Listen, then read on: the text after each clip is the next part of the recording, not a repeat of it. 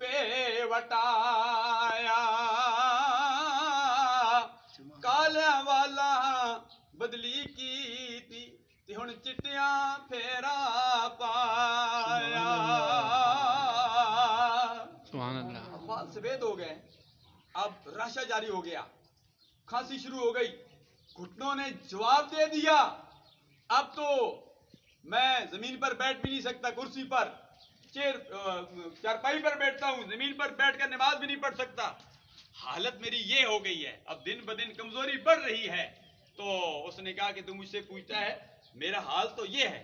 تو ہم سب کو اپنا اپنا محاسبہ کرنا چاہیے, اور جو چلے گئے ہیں ان کے لیے دعائیں مغفرت کرتے رہنے چاہیے. ہم 5 وقت کی نماز پڑھیں گے, تو ابھی ہم دعا کرتے ہیں, تبرک آ گیا, لیکن کسی وجہ سے میں رکا ہوا ہوں. سمجھے, ہر چیز میں حکمت ہوتی ہے.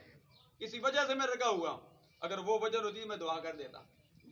جب پسماندگان نے مجھے اشارہ کیا, مجھے کان میں بتا دیا, کوئی وجہ تھی, اس وجہ سے میں رکا ہوں. جب بھی وہ جو وجہ جو وہ ختم ہو جائے گی میں دعا کر دوں گا. تو باہر جانا تو سب نے جانا ہے, میں نے بھی جانا ہے, آپ نے جانا ہے.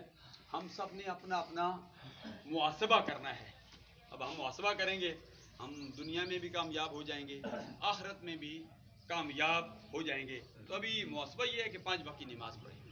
میں اکثر کہا کرتا ہوں, 2 لفظ میں پیغام دیا کرتا ہوں میلاد کے حوالے موقع پر بھی. میں نے کہا میلاد مصطفیٰ مناؤ, تعلیمات مصطفیٰ اپناؤ. یہ 10 سیکنڈ کی میری تقریر ہے. تو کہتے ہیں تقریر گھنٹہ نہیں, 10 منٹ میں بھی بندے کو بہت کچھ انسان بتا دیتا ہے. میں نے میلاد مصطفیٰ کے پیغام اکثر دیتا ہوں. یہاں ڈی سی صاحب بھی تھے, ساری انتظامیہ تھی. میں نے وہاں بس میری جو تقریر کا وقت ہے لالا زار میں نے ان کو یہ پیغام دیا. میں نے کہا میلاد مصطفیٰ مناؤ,